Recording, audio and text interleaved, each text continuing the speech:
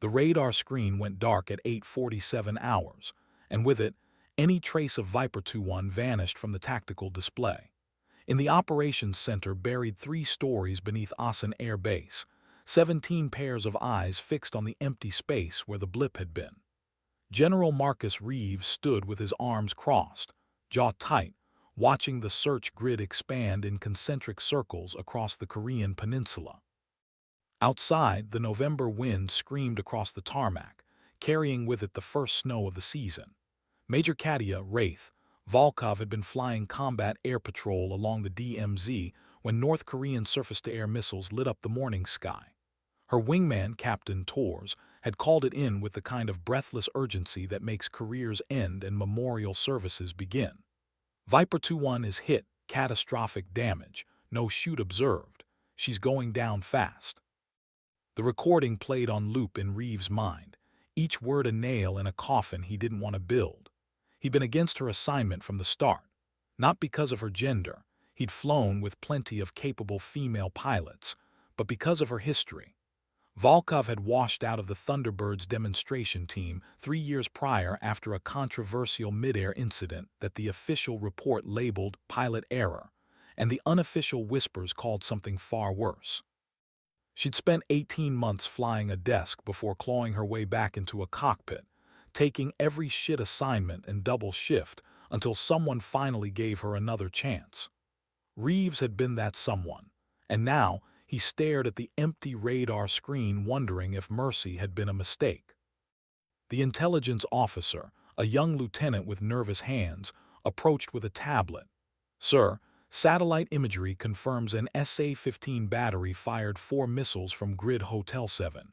2 were confirmed hits on the F-16's airframe. Analysis suggests the aircraft broke apart at Angels 18. Reeves didn't respond. He was calculating the mathematics of loss.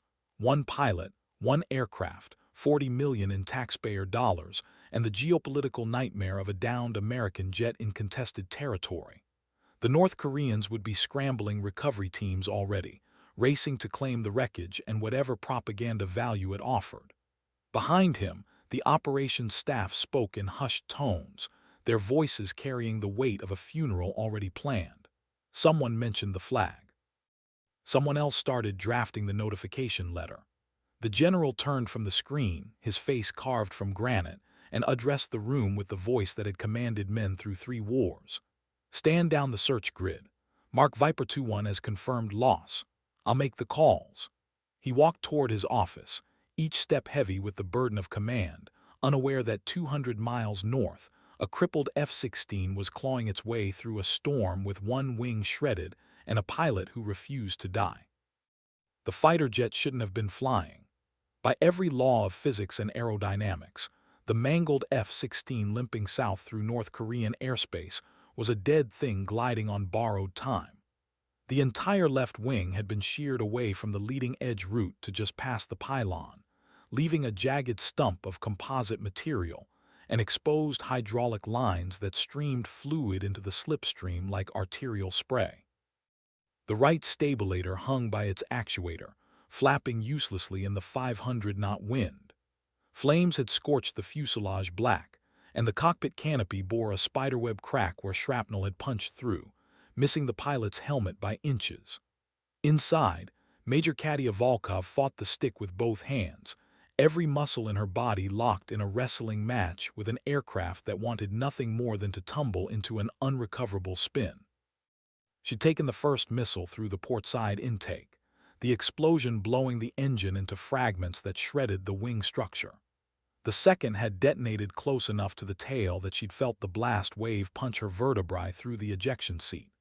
Tors had screamed for her to punch out, his voice frantic over the radio, but Volkov had seen the altimeter unwinding through 15,000 feet and made a calculation that defied protocol. Below her lay nothing but mountains and North Korean infantry. Above her, the sky promised only a slow death dangling from a parachute or a quick one at the hands of soldiers who'd shoot first and check for insignia later. So she'd done the impossible thing. She'd kept flying. The stick felt like it was embedded in concrete, requiring both hands and all her strength just to maintain something approximating straight 10-level flight. The aircraft yawed right continuously, the asymmetric thrust and drag trying to flip her inverted with every passing second. She compensated with rudder, then more rudder, until her left leg cramped and she had to pin the pedal to the firewall just to keep the nose pointed south. The heads-up display flickered, half its warnings dead, the other half screaming at her in red text that she ignored because there was nothing left to do but fly. Her breathing came in controlled cycles, the oxygen mask tight against her face, each exhale fogging the cracked canopy.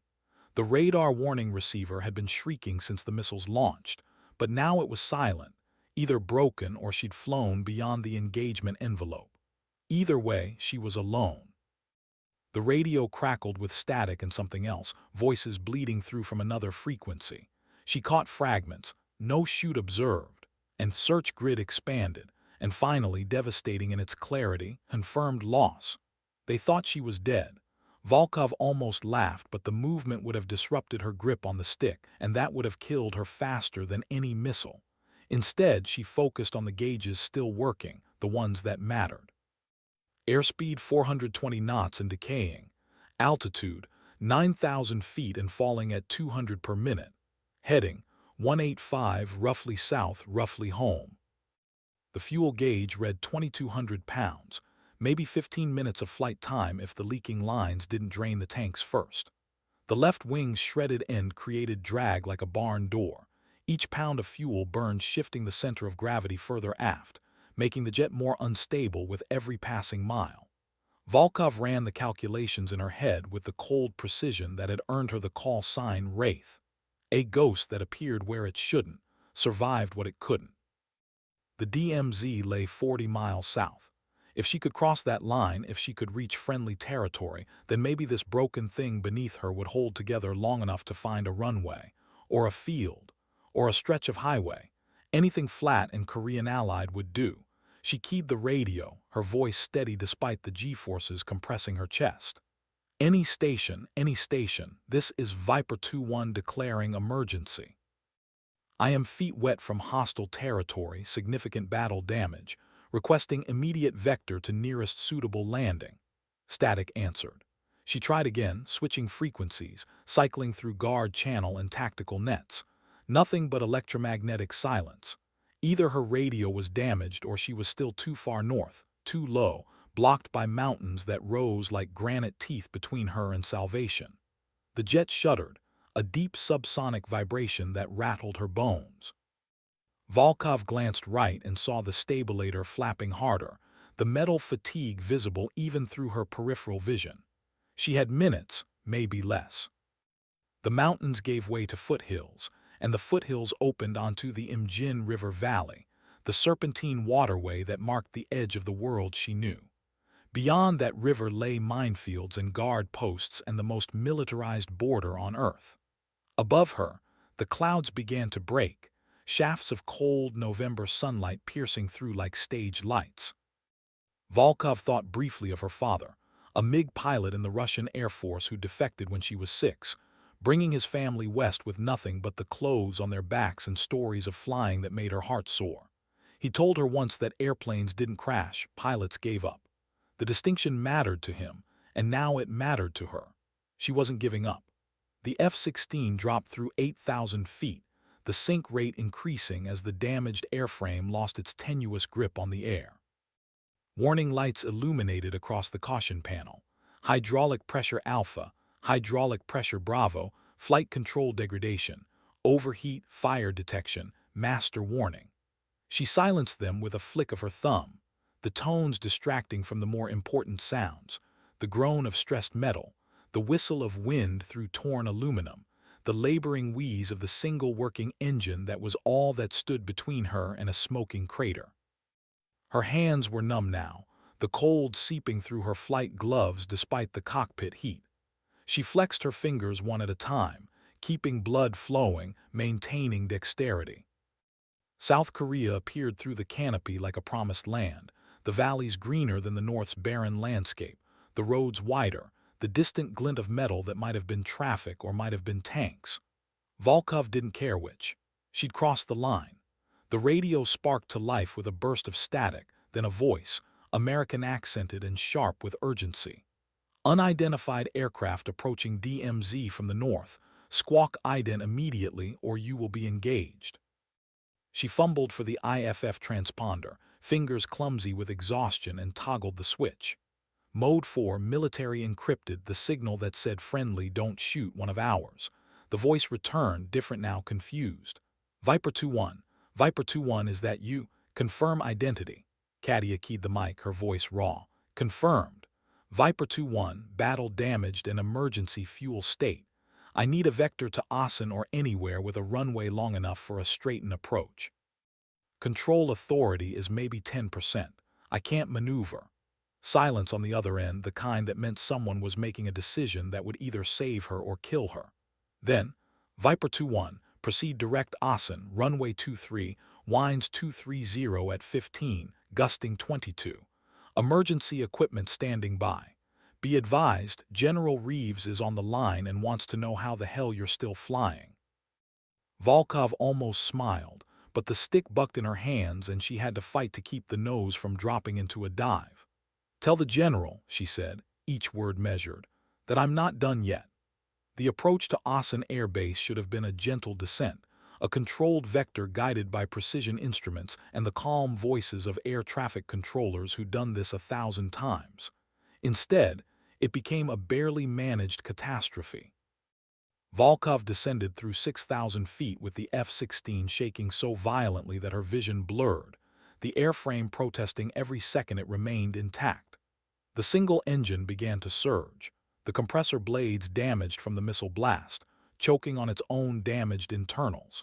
She retarded the throttle slightly, trading power for stability, and felt the sink rate increase. 1,800 feet per minute now, the altimeter unwinding faster than she could compensate. The runway appeared in the distance, a thin gray line scratched across the landscape, and she aimed for it the way a drowning person reaches for shore. Her hands moved on instinct now, muscle memory, forged through 3,000 flight hours, taking over where conscious thought had become too slow. The landing gear lever went down, but only the nose wheel indicated locked. The main stayed retracted, the hydraulics too damaged to force them into the slipstream. She'd be landing on the nose and tail, a belly landing without the belly, the most dangerous kind. The controller's voice guided her in with the professional detachment of someone reading a script, but Volkov could hear the tension underneath. Viper 2-1, you are 3 miles from threshold on glide path. Recommend ejection if control cannot be maintained. Ejection. The word hung in the cockpit like a dare. At this altitude, this speed, this angle, ejecting would work. The rocket motor would fire, the seat would clear the aircraft, the parachute would deploy, and she'd float down into the waiting arms of rescue personnel. But the jet would continue on, a pilotless missile aimed at the base, at the buildings, at the people who'd scrambled fire trucks and ambulances and were now watching her approach with held breath. She couldn't do that. Wouldn't. 2 miles. The runway filled her forward view, the numbers painted large enough to read even through the cracked canopy. She could see the emergency vehicles lining the taxiway, their lights flashing red and blue in the morning sun. Someone had rolled out crash foam on the overrun, white and billowing like snow. Her father's voice echoed in her memory. The airplane wants to fly. Let it fly until it doesn't. 1 mile. The jet dropped through 500 feet, the ground rising to meet her with the inevitability of gravity. She had no flaps, the controls were gone. No speed brakes, same. Just thrust and stick and rudder and will. The threshold lights passed beneath her, red and white strobes that marked the edge of safety, and Volkov pulled the throttle to idle. The nose wanted to drop immediately, the loss of thrust removing the last vestiges of pitch authority, but she hauled back on the stick with both hands and forced the aircraft into a flare. For 3 seconds, the F-16 hung in the air like a ghost of what it had been, a weapon of war reduced to a flying wreck that somehow still flew. Then physics reasserted itself. The tail struck first, the damaged stabilator crumpling like paper, and the aircraft pitched forward onto the nose wheel. The strut compressed, blew out, collapsed. The nose slammed into concrete at 140 knots, metal shrieking against asphalt, and the world became a blur of sparks and smoke and the howl of tearing aluminum. The canopy shattered, pieces of acrylic exploding around her, and Volkov felt the ejection seat slam forward against its restraints, her helmet cracking against the HUD frame hard enough to see stars. The jet spun, a slow, lazy rotation to the left as the asymmetric drag took over, and she was just along for the ride now, hands off the controls, body rigid, waiting for either the slide to stop or the fuel to ignite. It stopped. 3,000 feet down the runway, gouging a trench through concrete and crash foam, the remains of Viper 2-1 came to rest on its belly, with the nose pointed skyward at a 15-degree angle. Smoke poured from the engine bay, black and acrid, but there was no fire yet. Volkov's hands moved on autopilot, running the emergency shutdown sequence even though half the switches were broken. Throttle off, fuel cut off, battery off. She reached for the canopy jettison handle and pulled, but nothing happened. The mechanism was jammed. Outside, she could hear sirens and shouting and the distinctive roar of fire suppression foam being deployed. Someone was screaming her name, telling her to stay put, that they were coming. But the smoke was thickening, pouring into the cockpit through the shattered canopy, and she could feel heat rising from below. She released her harness with numb fingers, the cock fitting snapping open, and stood on the seat. Her legs nearly buckled. She'd been sitting for over 2 hours, most of it in a state of physiological emergency. Blood rushed to her extremities, bringing pain and the tingling promise of circulation. She grabbed the canopy rail, what was left of it, and hauled herself up. The ground crew reached her then, men in silver fire suits swarming the wreck with ladders and axes. Hands grabbed her flight suit, pulling her clear, lowering her to the concrete where she collapsed onto her hands and knees, gasping air that tasted like jet fuel and freedom. Someone threw a blanket over her shoulders. Someone else was checking her for injuries, hands efficient and professional. She looked up, vision swimming, and saw General Reeves striding across the tarmac toward her, his face unreadable. Behind him, the entire operations staff had emerged from their bunker, drawn by the spectacle of the impossible. The general stopped 3 feet away, hands on his hips, staring down at her with eyes that had seen too much and believed too little. "Major Volkov," he said, his voice carrying across the sudden silence.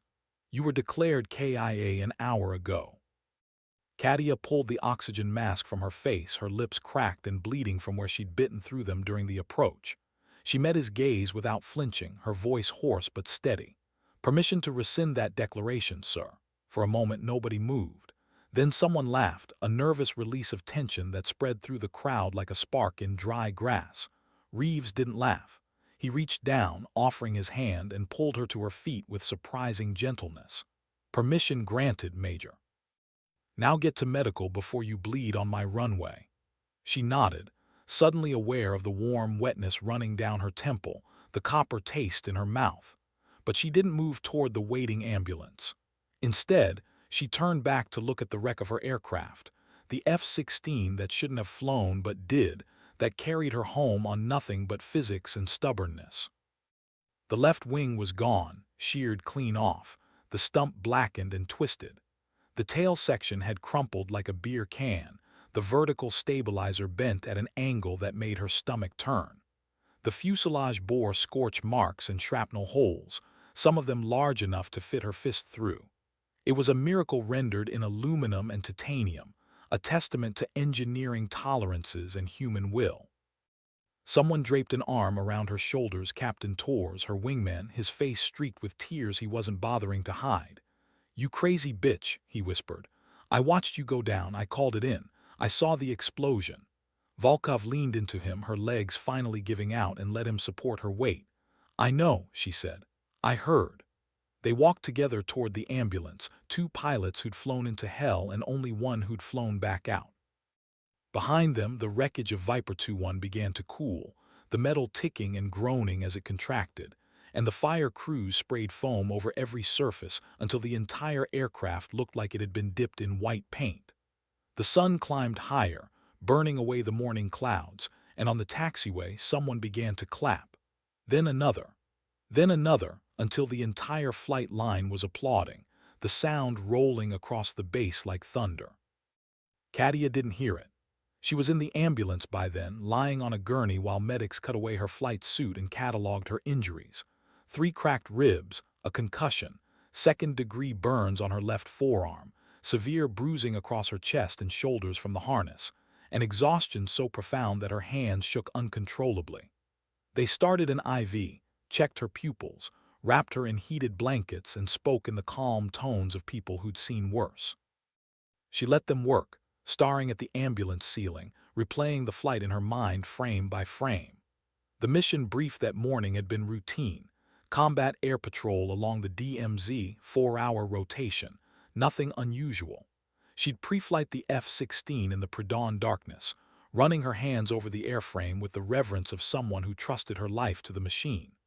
Tors had joked about the weather, about the North Koreans staying in bed, about being home in time for lunch. They'd launched at 7:30, 2 F-16s climbing into a sky that promised nothing but another boring patrol. The first hint of trouble had come at 8:43, when the radar warning receiver lit up with the distinctive chirp of an SA-15 Gauntlet surface-to-air missile system. Volkov had reacted instantly, punching chaff and flares, braking hard left while calling out the threat. Tors had gone right, splitting their formation, making it harder for the missiles to track both aircraft. But the North Koreans had fired a salvo, 4 missiles rising on pillars of smoke, their seekers locked and tracking. She'd seen them coming, white contrails against the gray clouds, and known immediately that she was the target. The first missile had passed so close she'd felt the heat through the canopy, its proximity fuse triggering just behind her aircraft, shrapnel peppering the tail. The second had been the killer, aimed perfectly, locked perfectly, death riding a rocket motor at Mach 3. She tried to outmaneuver it, pulling 7 GS in a desperate brake turn, but the missile had adjusted, tracking her exhaust plume, closing the distance with mechanical inevitability. Impact had come at 8:47, exactly where the intelligence officer said, a hammer blow that felt like the hand of God slapping her from the sky. The engine had exploded, the turbine disintegrating into 1,000 pieces of white-hot metal that shredded everything aft of the cockpit. The wing had folded, stress cracks racing along the spar, and she'd felt the jet begin that slow roll toward inverted that meant unrecoverable, unsurvivable time to punch out. But she hadn't. Something in her refused. Maybe it was pride. Maybe it was stubbornness. Maybe it was the memory of her father's voice telling her that pilots don't crash, they give up. So she'd fought the stick, found a way to arrest the roll, and pointed the nose south toward home. The medic interrupted her thoughts, his face young and concerned. "Major, can you hear me? I need you to rate your pain on a scale of 1 to 10. Volkov considered the question. Her ribs screamed with every breath. Her head pounded with the rhythm of her heartbeat. Her left arm felt like it was on fire beneath the bandages. 4, she said, because admitting to more would mean morphine, and morphine would mean sleeping, and she wasn't ready to sleep. Not yet. Not until she'd seen the faces of the people who declared her dead. The hospital on base was efficient and cold, all white walls and fluorescent lighting that made her eyes ache. They wheeled her into a private room, hooked her up to monitors that beeped rhythmically, and left her alone with instructions to rest. She lay there, staring at the ceiling tiles, counting them because it gave her something to do besides think. At some point, she must have slept, because when she opened her eyes again, the sun had shifted and General Reeves was sitting in the chair beside her bed. He looked older up close, the lines around his eyes deeper than she remembered, his hair graying at the temples. He'd removed his cap, holding it in his lap like a talisman, and when he saw her eyes open, he leaned forward. "How are you feeling, Major?" Volkov tried to sit up, but her ribs protested, and she settled for turning her head toward him. "Like I flew a broken jet 200 miles through hostile territory, sir." A smile flickered across his face, there and gone. "The engineers are analyzing the wreckage. They want to know how you maintained control with that much structural damage. Apparently, the simulation models say it's impossible." "Simulations don't account for stubbornness, sir." "No, they don't." He fell silent, turning the cap in his hands, and Volkov recognized the gesture of someone searching for words. When he spoke again, his voice was softer, stripped of the command authority. "I declared you KIA, Major. I stood in front of that operations center and told them to stand down the search. I was drafting the letter to your next of kin when you showed up on radar." Volkov met his gaze. "I know, sir. I heard the radio traffic." "Then you understand what I'm saying. I gave up on you. I wrote you off." She considered her response carefully, aware that she was talking to a general officer, a man who could end her career with a word, but also aware that he was talking to her as a human being, not a subordinate. "You made the right call based on the information available, sir. Nobody survives what I went through. The fact that I did doesn't make your decision wrong. It makes me lucky." Reeves shook his head slowly. "Luck had nothing to do with it, Major. I pulled your file after you landed." "Do you know what I found?" She didn't answer, because she knew what was in the file and didn't want to hear it spoken aloud. "I found a pilot who was one of the top graduates of her class at the Air Force Academy, who set records in flight school, who was selected for the Thunderbirds and then lost it all because she tried to save her flight lead during a practice routine when his aircraft malfunctioned. The official report called it pilot error, your error, because you broke formation and created a collision hazard. But the unofficial story says you prevented a crash into a residential area by forcing him to eject over open water." Volkov's jaw tightened. "The unofficial story isn't in the file, sir." "No, it isn't, but it's in the memories of the people who were there, and it tells me something important about who you are." He leaned forward, his eyes intense. "You don't quit, Major Volkov, even when you should, even when it costs you everything. That's why you survive today, not because of luck, but because quitting isn't in your vocabulary." She felt something catch in her throat, an emotion she'd locked away 3 years ago when her career had imploded and the only people who'd believed in her were the ones who couldn't say so publicly. "Permission to speak freely, sir. Granted. Why did you give me this assignment? After everything, why put me back in a cockpit over the DMZ?" Reeves stood, settling his cap back on his head, and moved toward the door. He paused at the threshold, looking back at her with an expression she couldn't quite read. "Because someone gave me a second chance once, Major. I figured it was time to pay it forward. Get some rest. We'll debrief when you're cleared by medical." He left, and Volkov was alone again with the beeping monitors and the weight of words that felt like absolution. 3 days passed in a blur of medical evaluations and debriefings. Volkov's injuries were documented, photographed, cataloged with the clinical precision of military medicine. The concussion kept her grounded, regulations clear about head trauma and flight status, but the doctors assured her it was temporary. The ribs would heal. The burns would fade. Everything else was just bruising and exhaustion, fixable with time and rest. But the investigation into the incident was anything but simple. The remains of Viper 2-1 had been transported to a hangar, where a team of engineers and accident investigators swarmed over the wreckage like forensic scientists at a crime scene. They measured stress fractures, analyzed metal fatigue, reconstructed the missile impacts with computer models that grew more complex with each iteration. The conclusion they reached was presented to Volkov on her 4th day in the hospital, delivered by a civilian analyst with thick glasses, and a manner that suggested he didn't believe his own findings. "Major, according to our analysis, the aircraft should have experienced catastrophic structural failure within 90 seconds of the first missile impact. The loss of the wing section created asymmetric loading that exceeded the design tolerances by a factor of 3. The fact that you maintained controlled flight for over 40 minutes is unprecedented." Volkov sat on the edge of the hospital bed, dressed in a base-issue sweatshirt and pants, her flight suit having been cut away by the medics and bagged as evidence. "So you're saying I got lucky?" The analyst frowned, pushing his glasses up his nose.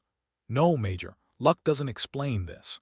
What you did, compensating for the damaged flight controls, managing the fuel distribution, maintaining the correct airspeed envelope, required skill that borders on the supernatural. We've run the scenario through simulators with our best test pilots. None of them made it past the DMZ, most crashed within 5 minutes.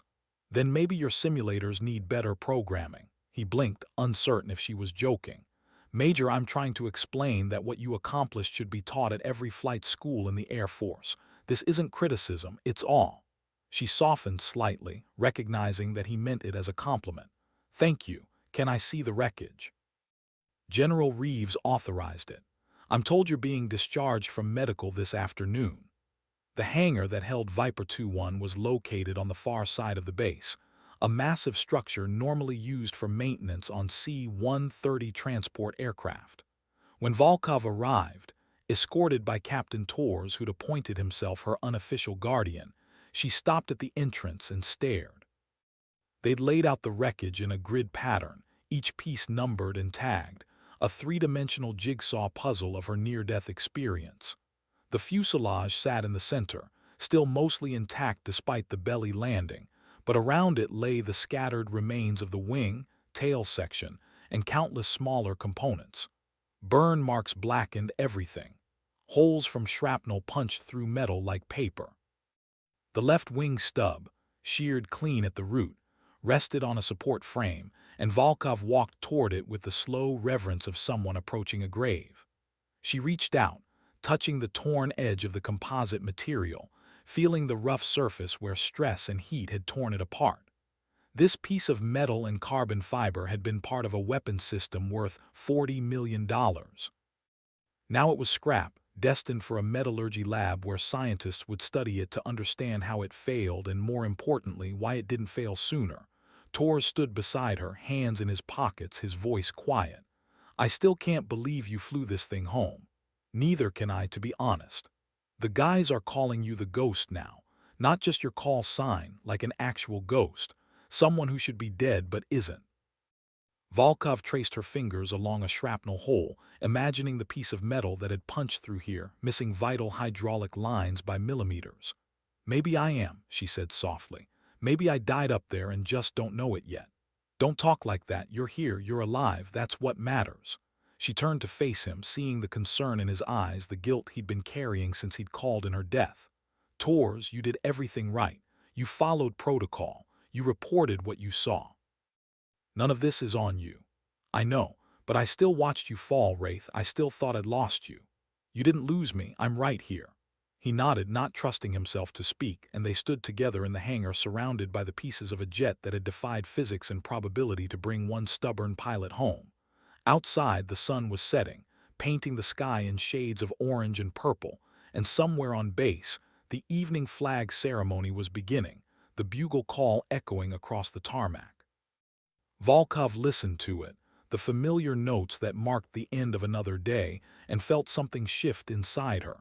She'd survived. Against odds that should have been impossible, she'd survived. And now she had to figure out what to do with the gift of that survival.